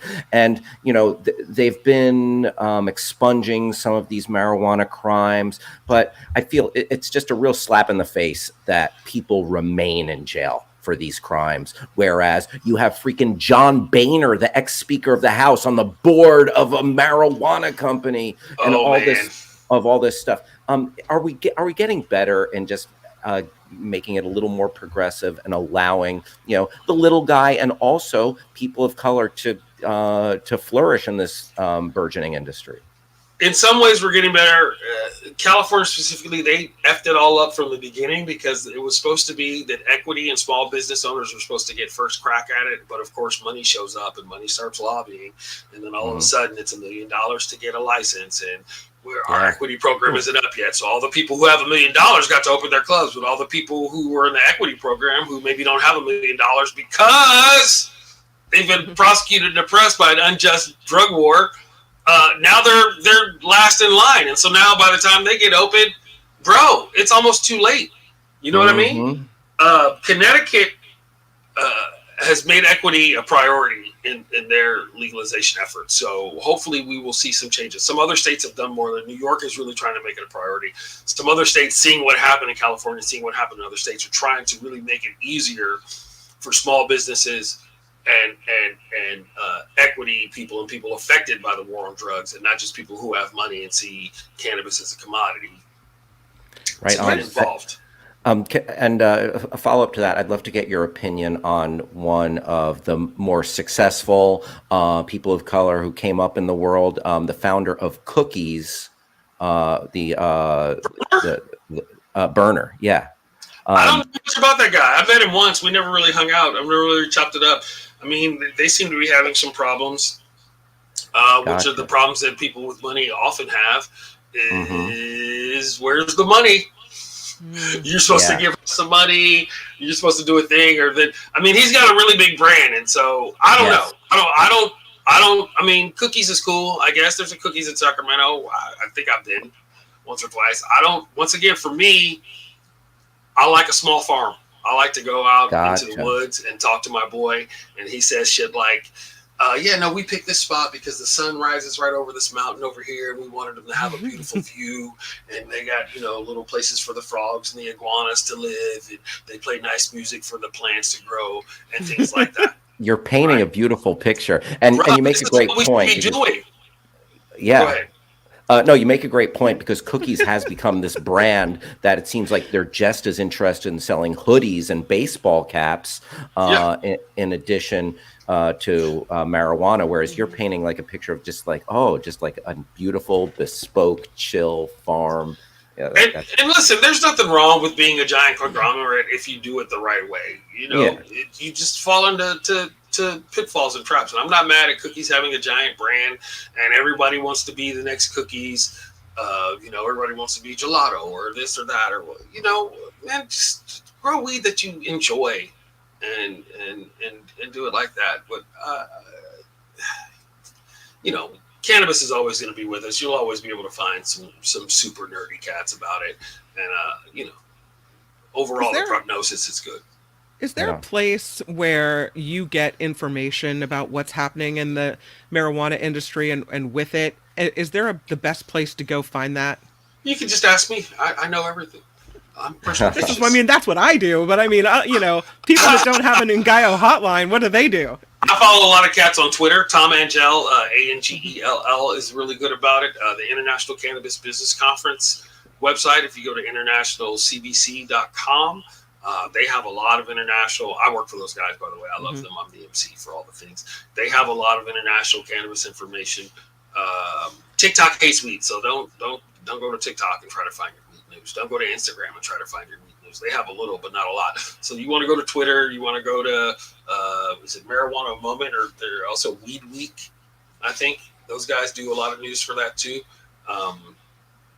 And so like that, yeah. I just, try to keep my ear to the ground and my head to the sky or some shit like that. And Ngaio, I got to put the question to you. You more of an indica, sativa, or hybrid guy? I like the cannabis, and it depends on the mood. Gotcha. Right? So if I have administrative tasks or housework to do, then it's probably a sativa. If I have, if I just want to Netflix and chill or whatnot, then it's a nice hybrid. Or if I'm keyed up and really need to relax, it's probably an indica. The right drug for the right what do you call it? The right drug for the right job. Makes sense. Yeah. Tell me about. Just grow a good weed, man. Just grow a good weed. That's all you care about. Right? That's all I care about. There you go. Tell me about shows. What do you have upcoming? What's going on with you? So I'm doing San Francisco Hash Week. I'm hosting the Bud Tenders Brunch on July 14th in San Francisco. You can go to SF Weed Week on the Instagram.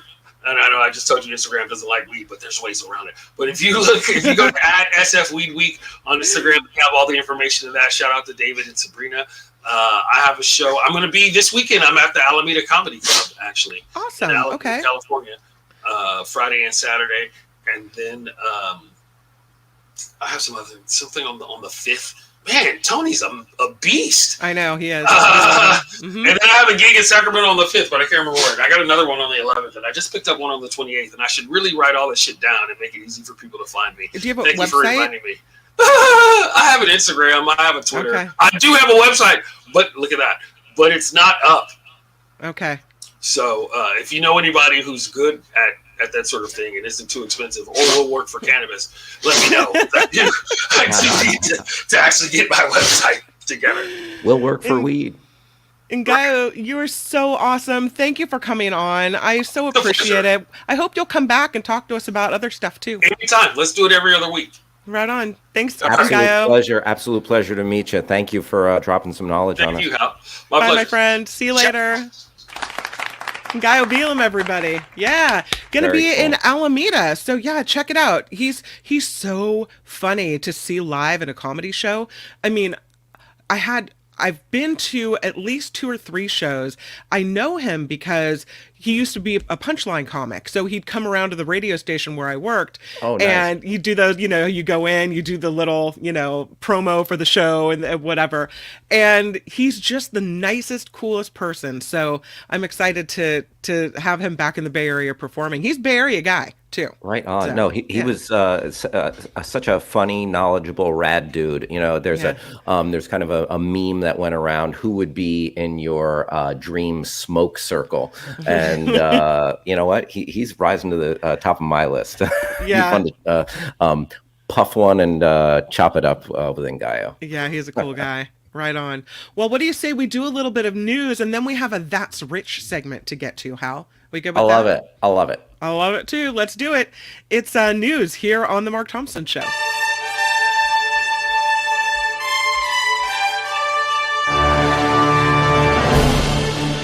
The U.S. Supreme Court is expected to issue several major decisions this week before it is expected to recess at the end of the month. Among them, a ruling on former President Trump's claim that he is immune from prosecution for alleged crimes committed while in office.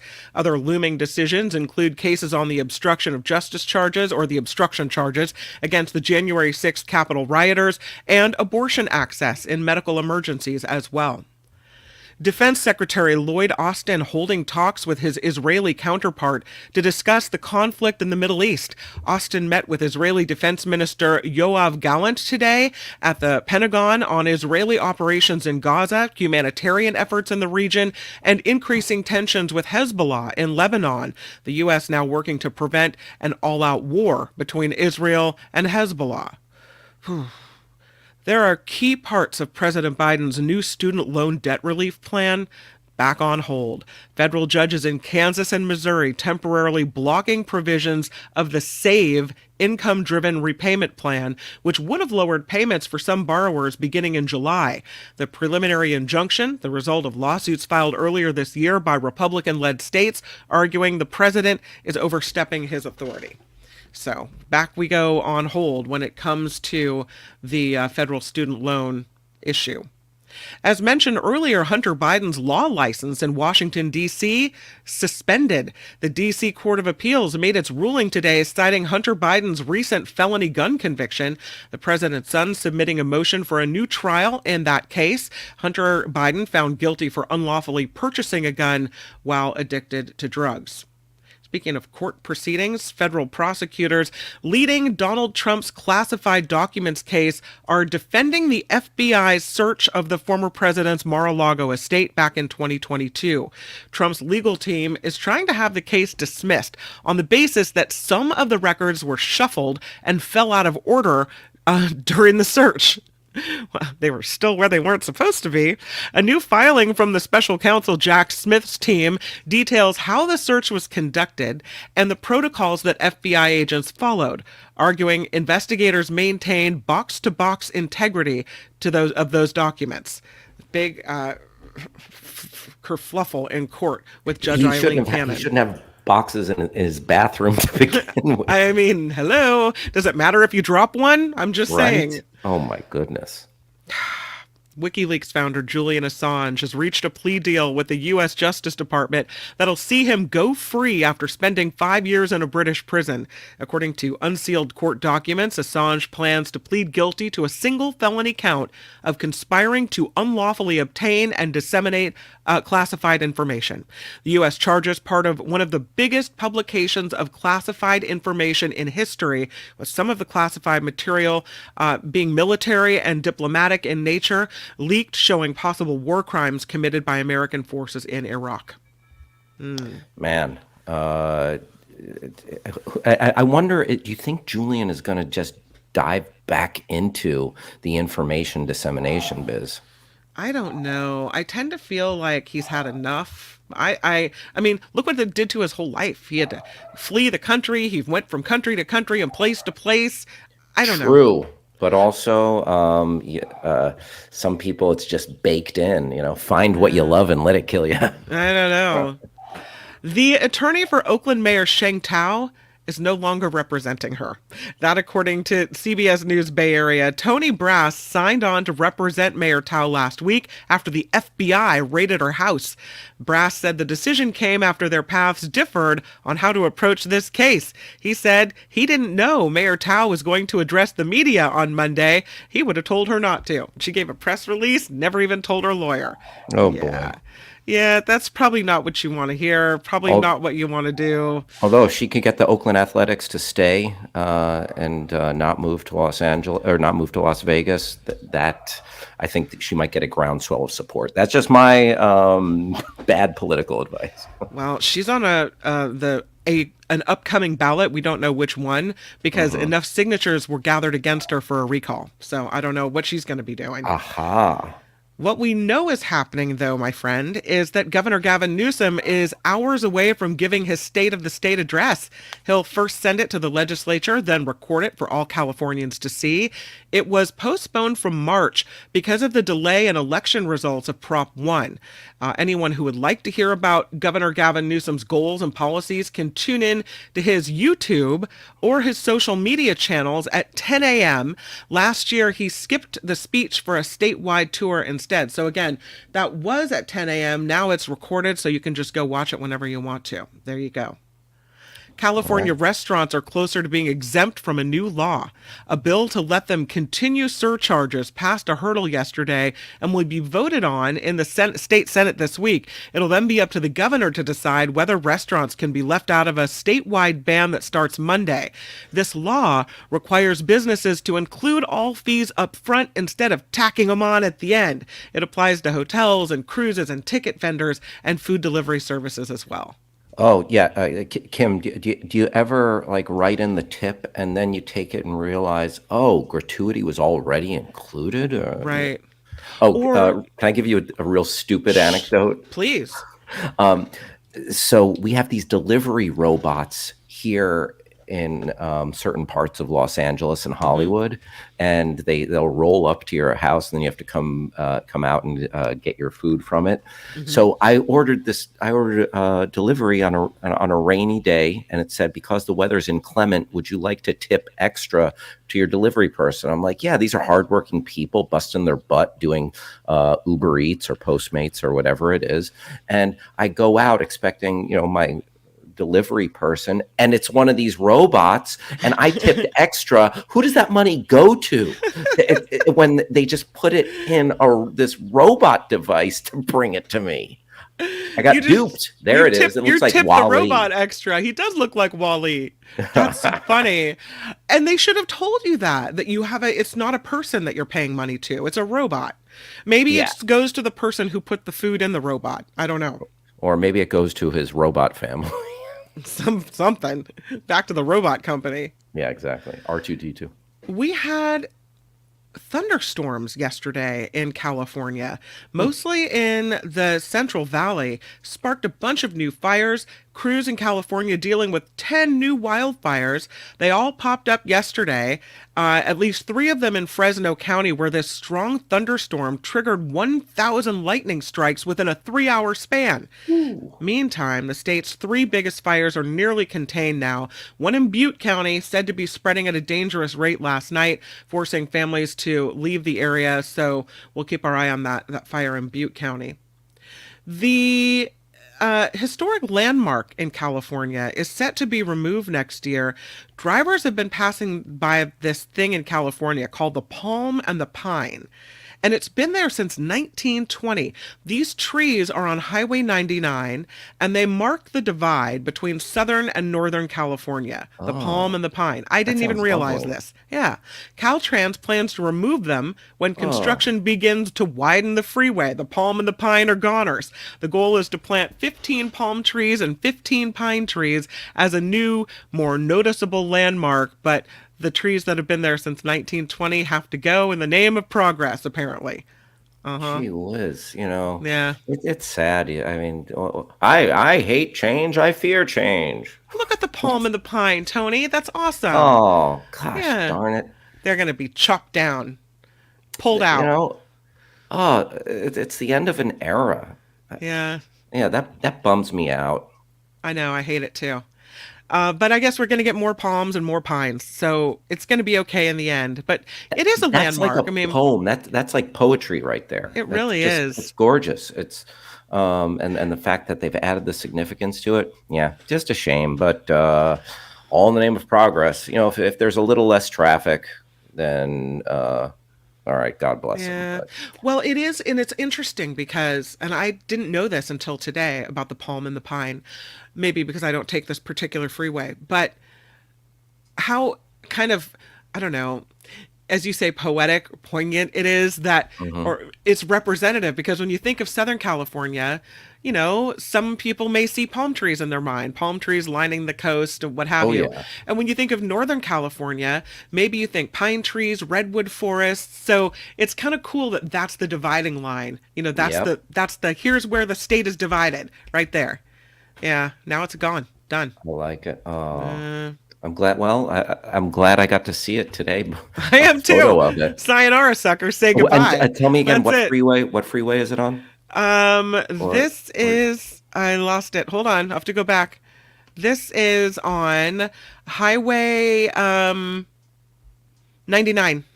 Highway 99. Yeah, I don't even 99. know where that is. So I don't take I guess- 99. I guess I usually I guess go I'll never- 5 or 101. Except in Yeah. pictures. Thank you, Tony. Yeah. Thanks, Tony. It was cool to see it, though. Yeah. Ahead of its demise. It's always nice to say goodbye. Well, there you go. There is a business in Oakland that's closing down. Yes, another one along Hagenberger. The Hilton Hotel near the airport will close for good August 28th. They've been in business for 56 years. No word as to why, but the Port of Oakland owns the land, says they now have to decide what to do with it. We know several restaurants in the area have closed. In-N-Out, Denny's, because of crime along Hagenberger getting worse, making it unsafe for workers and for customers. And now the Hilton Airport Hotel is going bye-bye as well. So, I mean, is that like a landmark hotel? Is it? well, it's just another. So you have this corridor near the Oakland airport where Okay. even the rental car companies say don't stop for gas there because you're going to get ripped off. It's so dangerous that even the rental car companies are like, yeah, don't refill the gas tank here. This is a bad scene. Gotcha. In-N-Out that had constant lines closed down because it was unsafe for their workers to be there. I mean, it's this area rife with crime. So to have another business is just like another nail in the Hagenberger coffin, right? Got it.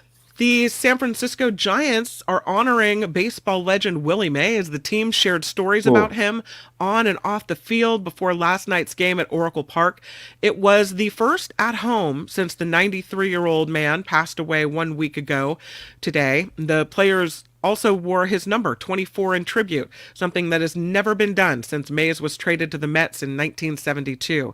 The Giants beat the Chicago Cubs. It was 5-4.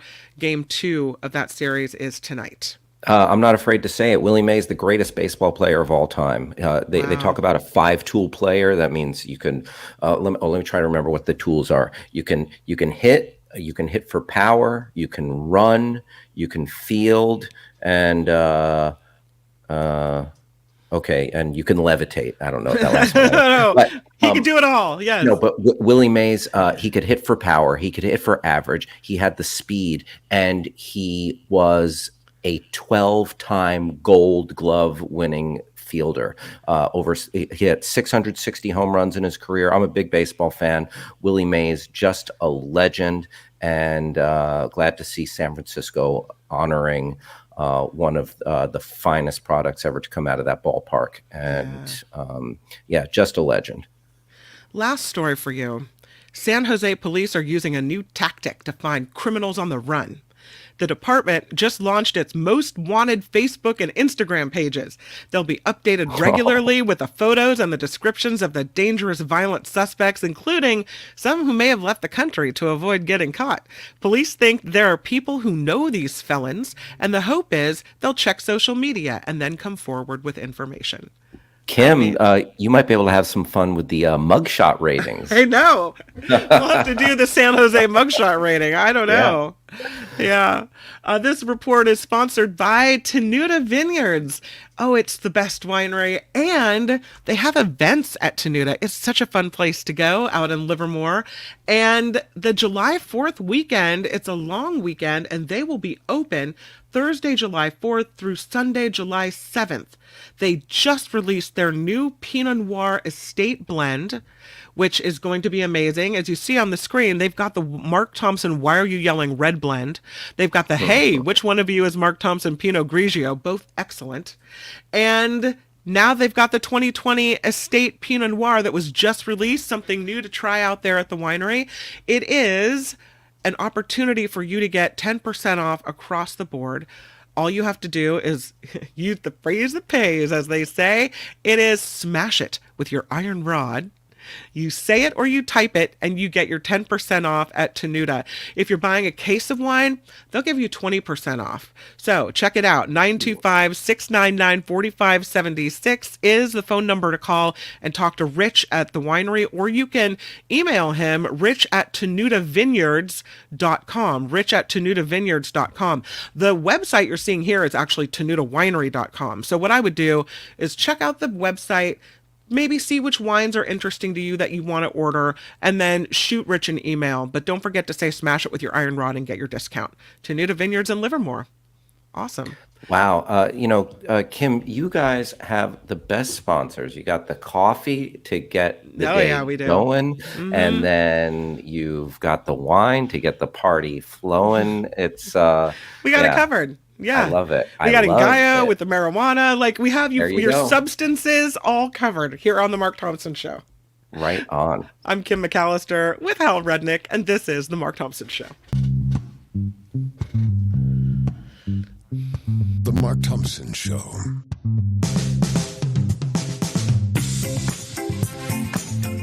Who's Mark Thompson? Everything is going extremely well.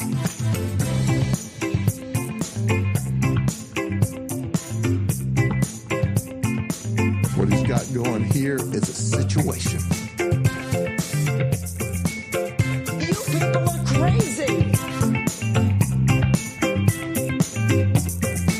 You just don't get it, really. You don't. I cannot believe it. It's fantastic. Thompson, party of four. What are you doing? You cannot say you love your country. Sayonara, sucker. Good day, sir. Why are you yelling? Seriously, what the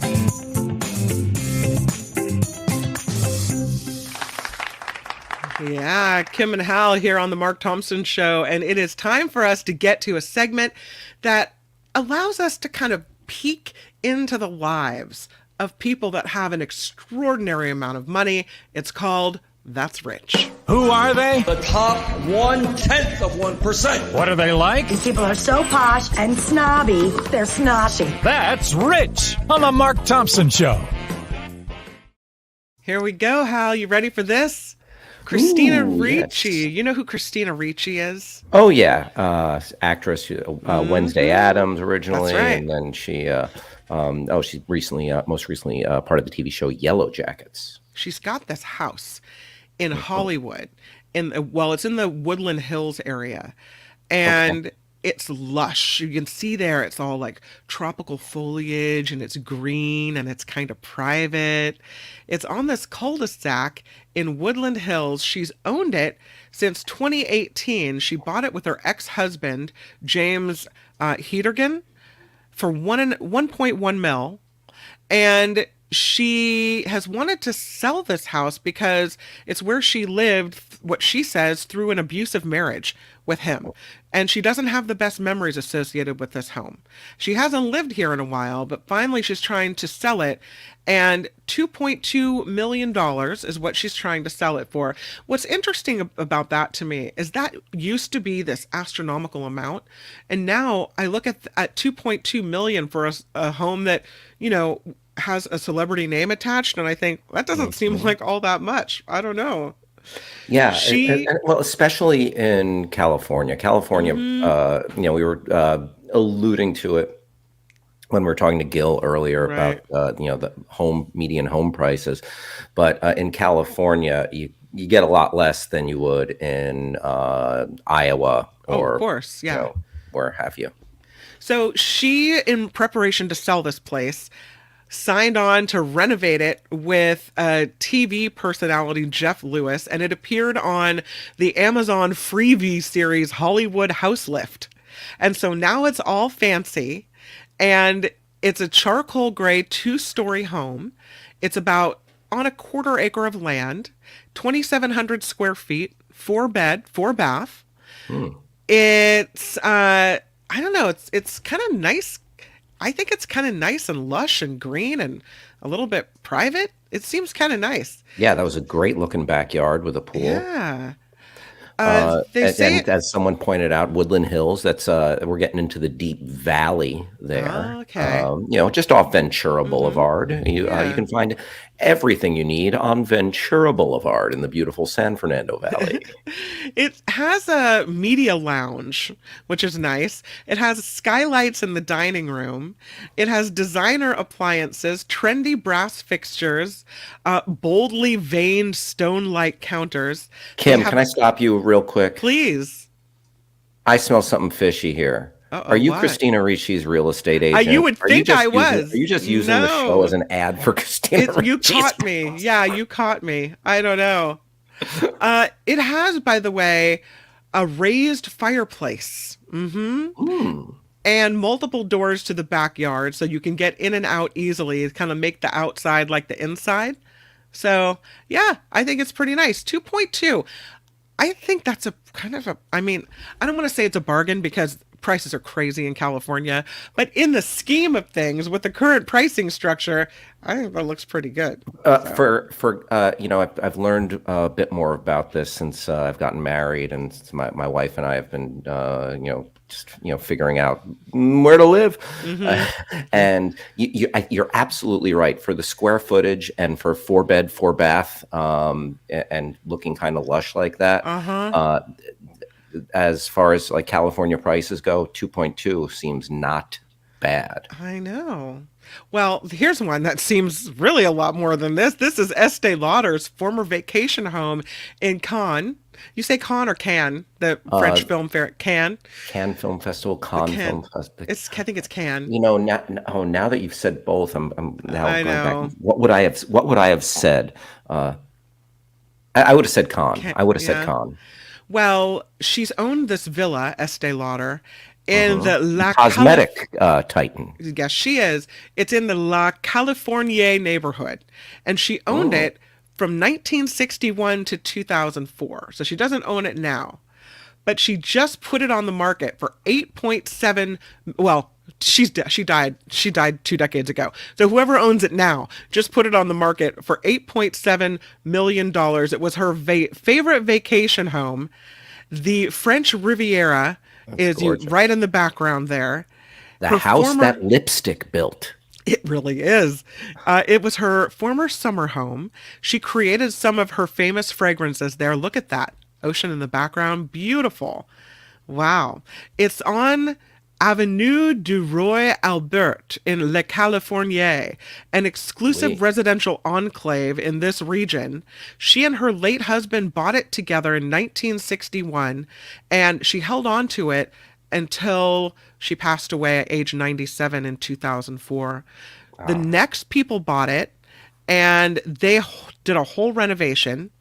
And during their renovation, they found documents, old Estee documents, including a letter from the founder of Neiman Marcus. So this villa was built in 1926, 6-bed, 6-bath, 4,300 square feet, spacious living areas, marble and wood-clad kitchen, home office, sweeping Mediterranean sea views from every level.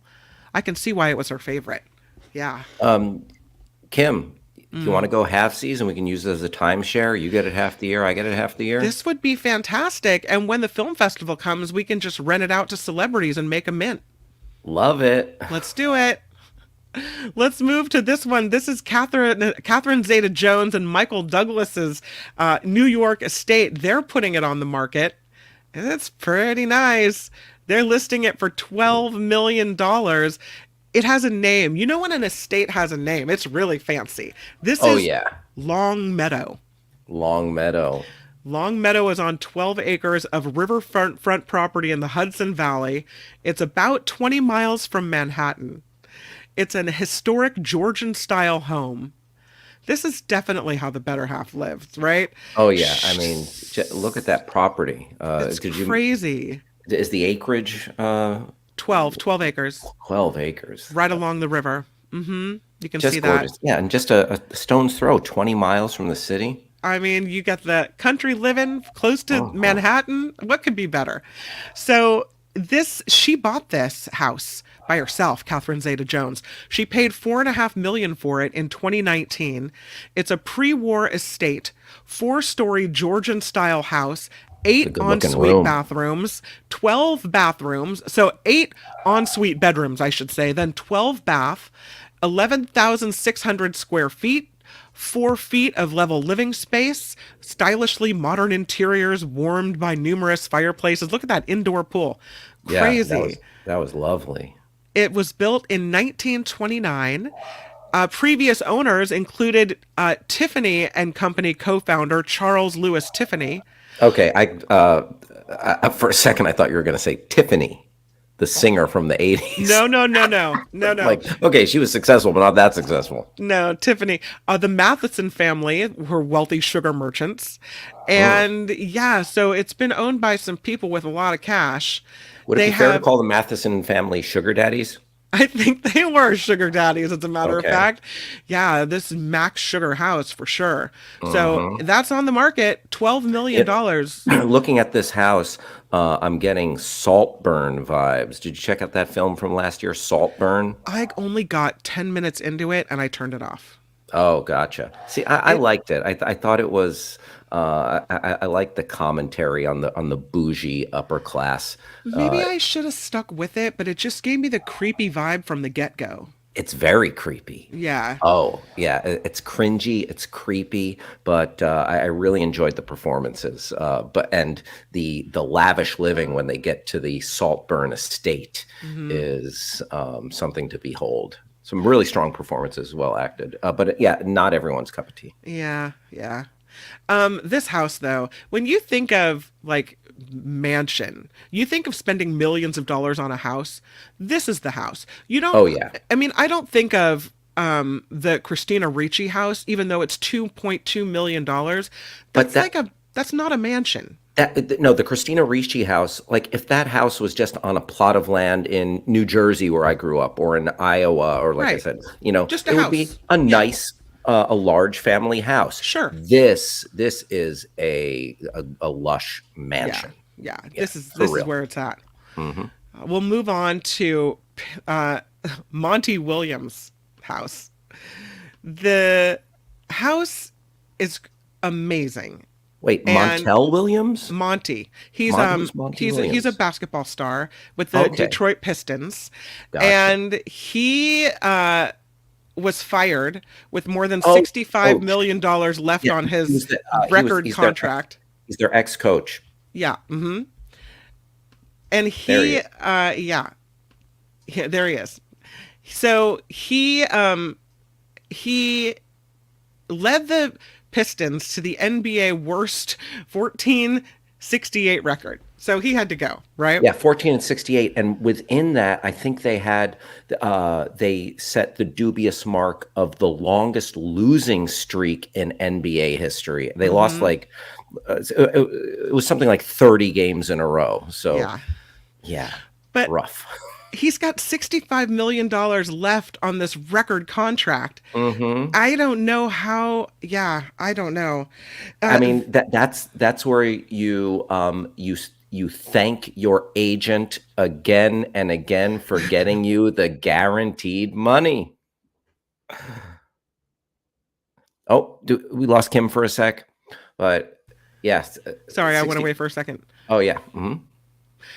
But that's rich, because look at that. I mean, imagine walking away from that kind of money. Now it was a quit or be fired kind of deal, right?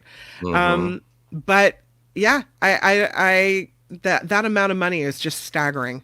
Yeah, but the worst is when he's a coach, so he doesn't risk injury. The worst is when you're an athlete, especially in the NFL. NFL football player contracts are notorious for someone getting hurt, and then their $200 million contract or whatever it is all for naught, because they don't have the guaranteed money in all of those contracts the way they do for other sports, because it's such liability, because there's so many chances to get injured as a football player.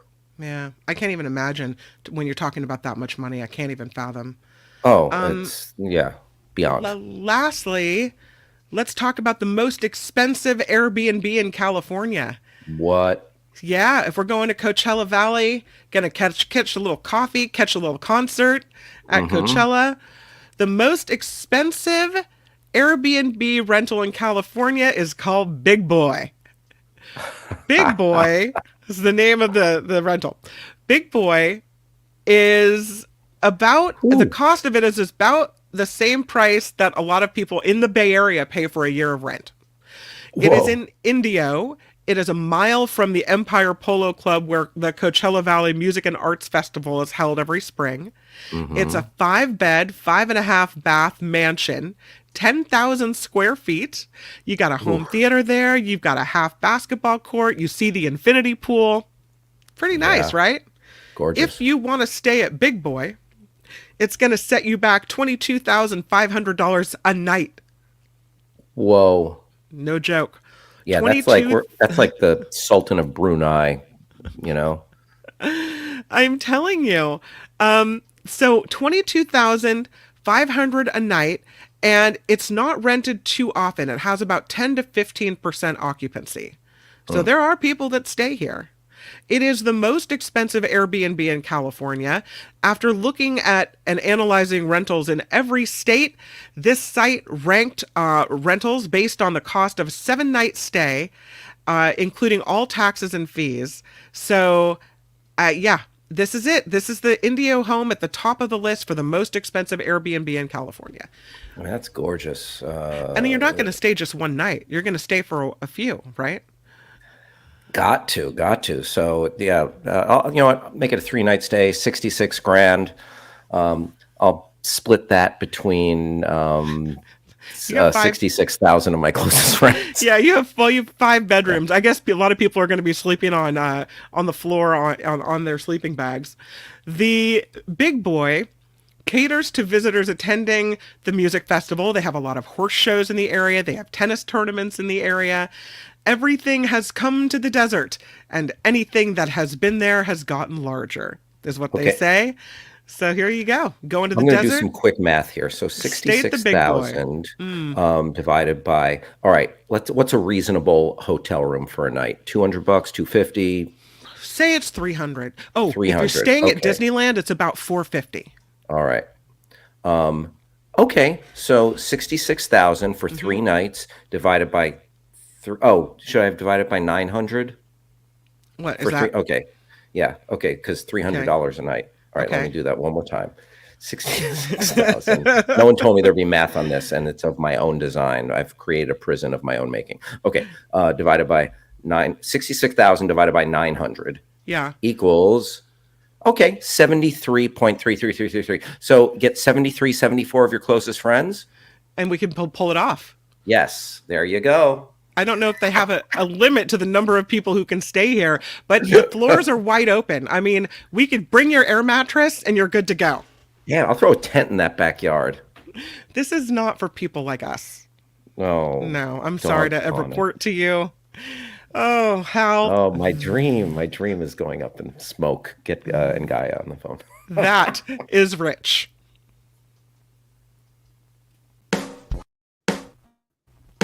More on how the other half lives. These people aren't just rich, they're crazy rich. Next time on The Mark Thompson Show. Mark is going to say, Kim, it's not that is rich, it's that's rich. Get it right, girlfriend. Well, you prefer, the correct grammar, no, conjunctions or apostrophes for you. No. Contractions. I can't tell you how much I've enjoyed spending time with you, Hal. Really. Kim, it flies by and it's delightful. I'm just so impressed with how well curated everything is, and you really keep the show going, and you make it so easy for a guest to just come in, have fun, and your guests are stellar. I have the chat up right here next to us. I've been, throughout the show, I've been looking at it. Love it. I mean, awesome. You have such a loyal, educated audience, and I like that. This is a liberal, more leaning bastion here, but I like that you get differences in opinion as well. Absolutely. And the conversation gets a little spicy in the chat, and that's what it's all about, to be able to talk respectfully and disagree respectfully with each other. So I love the operation, Kim. Yeah, Josh says, let's get Hal back more often. I agree. Bring Hal back more often. Thanks so much. And Tony is awesome. The best in the biz. Yeah. Tony and Al, best in the biz. Thank you, Tony. Thanks for all the pictures and being quick on the uptake today. Thank you, Hal, for filling in. Mark Thompson is back tomorrow. Tomorrow on the show, John Rothman will be here, so it's going to be a really fun show. I hope you'll join us then. Right now, the After Party Live is next, and we'll see you next time. Bye-bye.